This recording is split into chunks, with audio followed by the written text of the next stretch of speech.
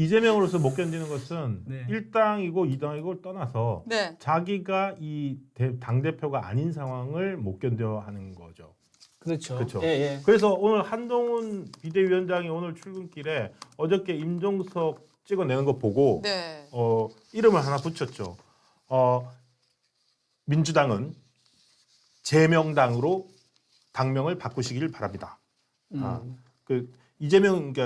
이재명 대표가 잠재적 경쟁자인 임종석을 무리하게 찍어내고 있는 거 이걸 보면서 한동훈 위원장이 오늘 출근길에 뭐라고 그랬냐면은 이재명 개인을 위한 숙청입니다. 반면 저희는 룰을 지키고 간문을 낮추고 부족한 부분을 비례공천에서 보완하겠습니다. 그러면서 지금 민주당은 순도 100% 이재명 당을 만들겠다는 것입니다. 조국 신당에서 조국이라는 이름을 당명에 넣겠다고 고집하고 있는데 민주당도 이제 제명당으로 이름을 바꾸십시오. 스타카토로 이렇게 얘기했다 해요.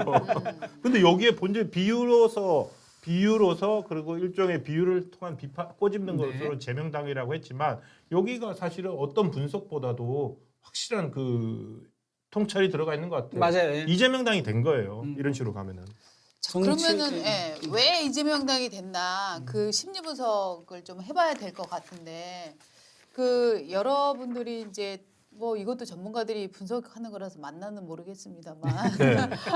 주변에 이제 이재명 대표를 좀 잘 아는 사람들이 분석하고 있는 이재명 지금 왜 이러나 왜 지금 이렇게 위태위태한 공천을 하고 있느냐 그렇죠. 이거에 대한 분석. 오늘은 저희가 어저께는 소시오패스, 사이코패스 이 심리로 좀 분석을 했었는데 네. 오늘은 이 분석을 한번 해보려고 해요. 이재명 대표의 얼굴이랑 한번 좀 보여주시죠. 저희 분석이 맞는 것 같으신지 어떤지 한번 시청자분들이 좀 판단을 해주셨으면 좋겠는데요. 예. 이거 작용하죠. 네. 이거 저희 운동권 열등감이 있다. 네. 맞아요. 이 얘기가 막 나오고 있잖아요. 자, 이건 또 이제 어제는 네. 소시오패스, 사이코패스 해가지고 네. 이제 약간 인지과학이나 그런 쪽의 분석이었던 오늘 이게 네. 프로이트적인 분석이네요. 그쵸. 성장 과정에서 네. 한 사람의 성장 과정에서 그늘진 부분, 네. 이게 전형적인 프로이트적 접근법이거든요. 그렇죠. 예, 예. 그렇죠. 정말 어제도 저희가 말씀드렸지만 네. 어디 가서 이런 분석 이런 너무 민망해. 이런 유튜브 없습니다. 자, 이게 프로이트적인 분석 시도해 봅니다. 예. 운동권 컴플렉스, 운동권 열등감이 있죠. 예. 이 사람은 원래 86세대 같이 그렇죠. 이제 같이 어울릴 수 있는 세대인데 거기와 결이 완전히 또 다릅니다. 네. 물리적 나이만 86세대인 거고요. 네. 실제로는 그렇죠. 운동권에 참여한 적이 없어요. 맞습니다. 없고 본인은 이제 개인적으로 굉장히 어려운 가정 형편 때문에 네. 먹고 살기 위해서 열심히 공부를 했고 그래서 사법고시를 합격을 했습니다. 네. 그런데 이 과정에서 본인이 이제 내면에 좀 그 뒤틀린 게 있었던 것 같아요. 내가 이렇게 어려운 게 사회 탓이고 외부의 탓이다. 누군가 나의 어떤 그 능력을 가져가서 나를 방해하기 때문에 이렇게 어렵다라는 네. 그런 왜곡된 그런 심리가 좀 이게 쌓였었던 것 같고 그게 나중에 커서 정치를 하고 싶어 할 때 그 인연이 있습니다. 정동영 의원이 있거든요. 네. 정동영 의원이 대선 캠프에 이재명 대표를 합류시켜줘요. 네. 그러면서 이재명이 정치권 첫 발을 디딥니다. 네. 그래서 나중에 성남시장이 될 때 본인이 그 정동현 의원하고 고만고됐지만 경기 동부연합과 성장하는데 이때 이제 그 정동현 의원이 이번에 공천을 받았었잖아요. 네네. 아마 본인이 이번에 자기를 줬죠, 정동현한테. 줬죠. 이제 네. 자기를 이끌어준 그런 정동현에 대한 고마운 마음 이제 이런 게 있는 것 같아요. 예. 그래서 그러니까 예. 그러니까 어떻게 본다면은 그 386들의 최고 전성기는 이제 87년 민주화 항쟁 뭐 이런 거잖아요. 네네. 근데 이재명은 그 시절에 관한 같은 시대에 대학을 다녔음에도 불구하고 그 시절의 운동 경험 자체가 사라져 있거든요. 네. 왜냐하면 말씀하신 대로 열심히 고시 공부했고 86년에 합격해서 그때는 사법연수원에 있었거든요. 네네. 그래서 실제로 의식화가 됐다는 게 사법연수원이었다 그러고 그 시절에 만났던 운동권들한테 그렇게 극진하게 되었대요. 네. 그래서 실제로 압도하겠죠. 아까 정동영 씨의 그 인솔에 의해서 들어온 다음에 민주당 한 인사가 이렇게 얘기합니다. 처음 이재명 씨가 그 민주당의 소개를 받아 들어온 다음에 이 대표가 당시 중앙 정치권에 진출한 86들한테 그렇게 깍듯하게 됐다. 예를 들어 군대로 치면 운동권 86들은 완전 엘리트 육사 출신이었고 이 대표 따지면 이 대표는 사병 출신 비주류 장교 정도로 그런 위상에 있었다. 그러니까 컴플렉스가 있는 거죠. 저는 그 다음 문장에서 진짜 제가 실제로 보다 웃었는데요. 예. 이재명 주변의 핵심들 역시 운동권 변방 출신이거나 인터넷으로 진보를 배운 인사들이 적지 않았다는 평가다. 지금 이거 뭐냐면 얼치기. 얼치기들이라는 거죠. 그렇죠. 사이비들이라는 거죠. 네네네네. 너무 웃긴다. 웃기지 않아요? 네, 맞아요. 인터넷으로 진보를 배웠다. 인터넷으로 인터넷으로 진보를 배웠다가 진짜 와 정말 이게 기가 막힌 이게 비유도 아닙니다. 이건 실제인 것 그렇죠. 같아요. 근데 제가 보기에 이 멘트는 정말 누가 했는지 모르겠습니다만 예. 요 일단의 사람들의 핵심을 완전히 꿰뚫고 있는 것 같아요. 네네. 그러니까 이재명 스스로가 완전히 엘리트가 아니라 변방 예. 출신이었는데 그 변방을 호위한 둘러싼 사람들 역시 짝퉁이었다 이런 거잖아요. 실제 네네. 운동권 뭐 전대협이든 뭐 한정 예. 이런 데서 활동한 사람들이 아니라 그 주변에 인터넷으로 진보를 배운 인사들이나 운동권 변방이었다. 즉 정진상 경우에 우리가 뭐 그 사람이 정말 어떤 종류의 핵심 운동권인지는 모르겠습니다만 학교로 보면은 일단 지방대 출신이고 그렇죠. 예. 그러니까 운동권이 이제 서울 중심으로 많이 돌아갔었잖아요. 경상대 법대가 알아. 경성대 법대 나왔어요. 네. 예, 네. 예. 부산에 있는 경성대 사회학과 법대. 아니었나요? 분이엘고. 법대였나요? 예, 예. 법대 나와가지고 네. 그래서 이재명이 그 하던 그 법률 사무소 있지 않습니까? 네. 거기에 사무장으로 일을 네. 했었죠. 그나마 정진상이 그 중에 가장 엘리트라는 거 아닙니까? 아 예. 네, 그 중에 가장 엘리트고 그런 얘기도 사실은 있었어요. 경기도지사 시절에 성남시장 시절에 이재명 주위에는 네. 죄송합니다만 대졸이 별로 없다. 막 그런 얘기까지도 막 나왔었는데 기층 민중의 대변자인 네. 이재명 대표입니다. 네. 근데 정말 인터넷으로 이게 그 진보를 배우고 인터넷으로 운동권이 된 사람들의 특성이 뭐냐면 단무지입니다. 단순 무식 가격. 그렇기 때문에 지금 이런 지금도 그래서 그런 얘기가 있다고 하는 거 아닙니까? 이런 식으로 공천에서는 위험하다라고 하면 네. 핵심 측근들은 아니다. 이렇게 해야 이긴다라는 얘기들 지금 하고 있다 하는 얘기들도 나오고 있습니다. 네. 그렇죠. 네. 어떻게 본다면 그렇기 때문에 네. 경기 동부 연합이라는 네, 네. 그 전대협 후속 세대가 맞습니다. 너무너무 필요했을 것 같습니다. 그래서 실제로 성남시장이 될 때 본인에게는 그 결핍, 그러니까 프로이트적으로 얘기하면은 네. 결핍이 과도한 욕망을 만들고 나가잖아요. 본인에게는 그렇죠. 없는 운동권 경험을 채워줄 수 있는 세력을 만났는데 네. 그것이 바로 경기 동부 연합 애들입니다. 그러니까 90년대 운동권들. 네. 386을 극복해야 된다는 걸 그 시대부터 경기 동부 연합이고 그리고 경기 동부 연합의 특성도 뭐냐면은 기존 운동권들을 극복하는 거냐 그것보다 더 과격하게 나갔거든요. 네. 사실 전대협에서 이미 운동권 지난번 이수봉 의원도 지적을 했지만 전대협으로서 학생 운동의 시대적 사명은 이미 끝났는데 끝났음에도 불구하고 남은 세력들이 그 힘만 남아 있다 보니까 더 과격해진 것이 바로 경기 동부연합이었고 그 경기 동부연합이 성남에서 이재명으로서는 그 사람들 도움을 받았더니 자기가 시장이 되더라. 경기지사가 되더라. 대통령도 그 사람들 도움 받아야 되겠네.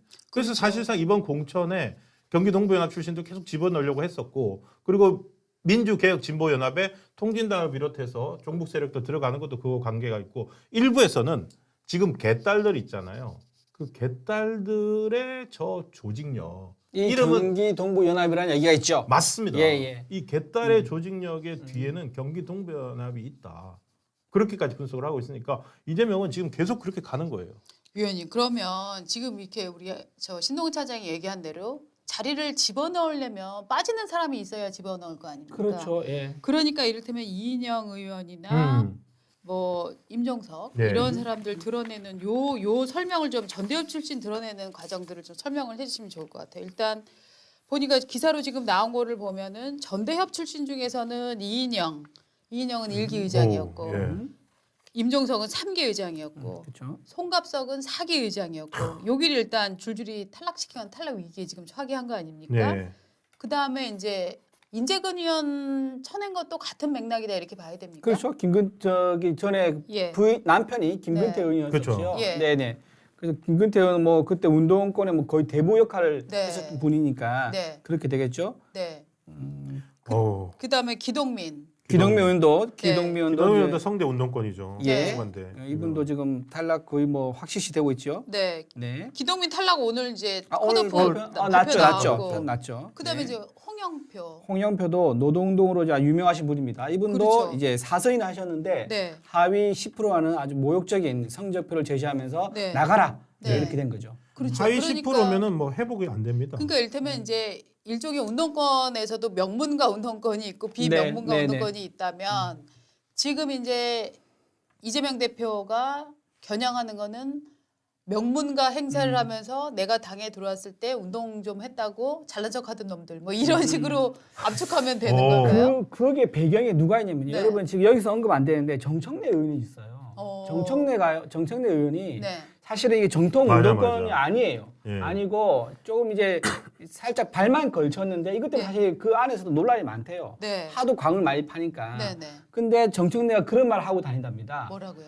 친노되고 친무는 되는데 왜 친명은 안 되냐? 이 말을 안에서 공공연하게 한대요. 네. 그러니까 정청래 본인도 정통 운동권이 아닙니다. 아니기 때문에. 예. 이 컴플렉스가 있어요. 열등감이 네, 있어요. 네. 그런 열등감 있는 사람들끼리 손을 잡은 거예요. 아, 그러면서 그렇구나. 정청래가 뒤에서 네. 아주 세게 코치를 해주고 있는 거예요. 이거 너무 네. 재밌다. 네. 네. 정청래네. 저는 그렇죠.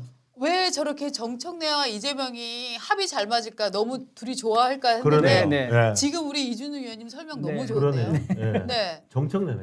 예, 아. 정청래가 이 밑그림을 신무조 다 그리고 있고 예, 아마 예. 이재명은 그 말에 극히 공감하면서 그쵸, 지금이 그쵸. 아니면은 네. 못 바꾼다. 우리 세대로 못 간다. 네. 야. 그게 있는 것 같습니다. 아. 이거 진짜 한동훈 위원장 진짜 어떡해요 이거. 이게 우리 그 한동훈 위원장이 국민의힘이 내걸었던 이번 네, 네. 총선에서의 그 뭐라고 할까요? 캐치프레이즈 중에 하나가 네. 운동권 낡은 기득권화된 낡은 운동권 정치 청산이었는데 맞아요. 그걸 이재명 정청래 네. 콤비가 하고 있네 민주당에서. 위선으로 가득 찬 운동권 세력을 청산하겠다. 예. 이거였는데 지금 그 역할을 이재명이 지금 대신해주고 있는 거죠. 결과적으로는. 아, 그럼 뭐 근데 위원님 네. 보시기에는 이게 민주당의 마이너스 역할만 할 것 같으세요? 꼭 그러진 않을 거예요. 제가 뭐 남의 당을 걱정해야 되는 건 아니지만 네. 네. 그때 현상을 보고 예측을 네. 하자면은 네. 이게 분명히 세대 교체를 가져오는 순기능이 분명히 있을 겁니다. 그렇죠. 왜냐하면은 이 지금 운동권 세력이 지금 문제가 있다 나온 이유가 뭐냐면 네네. 운동권 세력이 천년 만년 음. 해먹으려고 했던 게 문제였어요. 그렇죠. 자기들이 잠깐 민주화 운동 한 걸로 가지고 평생을 자기 카르텔로 좌파 카르텔로 다 장식을 해서 자기들 세상을 만들려 했거든요. 근데 이거를 이재명 후보가 다른 목적에 의해서 정리를 하는 거지만 네. 실제 정리가 된다 하면은 운동권 가짜 위선 세력들이 다 정리가 되는 그런 효과는 숨기는 효과는 분명히 또 있을 겁니다. 그러니까 가짜 운동권 몇 사람이서 진짜 운동권을 또 몰아내고 나서 운동권을 청산했다. 네. 라고 얘기할 수 있는 상황이 되는 거잖아요. 아 이거 잘하면 이슈 뺏기는 거 아니에요?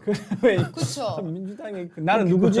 이런 생각이 들 수도 있습니다. 그렇죠. 저는 약간 그런 생각은 들어요. 그래서 겉으로는 자 우리는 기득권 운동권들을 청산을 해냈습니다. 네, 그리고 신선한 얼굴을 내보냅니다라고 보고 유권자들이 받는 건 결국은 그 과정이 지어진 채 최종 결과만을 갖고 투표지에 사람들을 찍는 거 아닙니까? 네네. 아. 그렇기 때문에 저는 이런 지금 이재명이 일으키는 균열이 꼭 민주당의 마이너스 효과만 가져올까? 그래서 결국 100석 이하로 떨어뜨릴까? 여기에 대해서는 좀 회의적인 편입니다. 네. 근데 모르겠어요. 지금 우리가 모르는 게 이 네. 사람들을 지우기는 했지만 네. 그 사람들을 대체하는 얼굴이 누구냐. 네. 아까 그 박선원이잖아요. 네, 그러니까 네. 어떻게 본다면은 뭐 형식으로는 그 국힘이 내세운 캐치프레이즈와 같이 낡은 운동권 청산일지 모르지만 그거라고 내세운 얼굴들이 정부, 더 구린 사람들이 더 들어오는 우린 거죠. 사람들이고 더 종북이고 더 좌편향이고 네. 더 우리나라의 미래에 맞지 않는 인물들을 네. 데리고 와서 앉힌다면 네. 그거 가지고 저는 거기 이제 속아 넘어가는 속아 사람이 있을 것 넘어갈까 봐. 같다는 거죠. 예. 너무 저는 사실 경쟁률이 1.1대 1만 돼도 막 걱정하는 사람이거든요. 쓰레기 때문에- 차를 치우니까 뒤에 똥차가 그쵸, 막 그쵸. 따라오는 이런 그쵸. 황당한 아니, 일을 실제로 우리 그렇습니다. 실제 네. 경험할 수 있습니다. 네. 그렇죠. 그래놓고 나서 저희는 쓰레기차를 치웠습니다라고 선전할 수 있을까봐 네, 네. 저는 그런 지점이 상당히 좀 걱정이 되는 부분들이 좀 있어요. 네. 네. 그래서 결국 국회에 들어오는 인물은 우리는 물갈이를 했습니다라고 하는데 더 악성 인물이 들어오고 더 종북적 인물이 들어오는 이런 결과를 만들지 않을까 이런 네. 걱정이 있다는 거죠. 그래서 수도권 지금 투표가 굉장히 중요해요. 지금 수도권이 한 120도. 여기 너무 좋다. 예. 우리 GH 리님이 뭐라고 쓰셨는지 아세요? 뭐라고요? 대박이네요. 신선한 간첩. 신선한 간첩. 신선한 간첩이 들어오는 거 아니냐. 저는 지금 방금 네. 신선한 종북이라고. 통했다. 신선한 얼굴, 그러니까 386 치고 신선한 네. 얼굴인데 신선한 신선한 간첩. 종북들, 신선한 네. 간첩들이 들어올 수 있는 거고요. 네. 그러니까 사실 그 과정들은 지금 현재로는 이제 가시화되지 않았고, 그리고 저희도 몇 번 이제 준비는 했었습니다. 근데 이 사람들이 이름이 별로 알려져 있지 않아요. 네네네. 지금 방금 말했던 박선원 정도만 네. 좀 유명 인사에서 여러분들 알아들으시는데, 나중에 그 뭐라고 하니까 이게 진용이 민주당 쪽에 후보들 군이 다 갖춰지면 거기도 이렇게 한 명 한 명 과연 그럼 기동민 몰아내고 서른 몰아내고 뭐 임종수 모르는 이수진 왔죠. 어떤 인물들이 왔? 사실 수도권과 다르게 인천 경기 쪽은 저희가 잘 몰라. 이 이름들이 불명확한 맞습니다. 사람들이 이름이 잘 알려지지 않았지만 운동권 내에서는 아주 뭐 강성 종북이었던 사람들, 이런 사람들이 곳곳에 들어가서 바뀔 가능성이 있습니다. 맞습니다. 그런데도 언론의 조명을 받는 곳은 사실은 수도권이 서울이 네. 좀 많이 네네네. 받거든요. 맞습니다. 그러다 보니까 거기에 쑥 들어갈 수가 있어서 인천 경기 진짜 잘 이번에 잘 지켜봐야 될 것 같습니다. 네. 이번에 민주당 컷오프 진짜 제일 많이 한 것도 인천 경기 쪽이거든요. 맞아요. 네네네. 그리고 인천 경기가 말로 민주당의 텃밭인데 그쪽을 통해서 그쪽을 이재명 대표가 어떻게 장악해서 제명당으로 만드는지 그거는 이 공천 끝나고 난 다음에 다시 계속 감시를 해야 될 것 같습니다.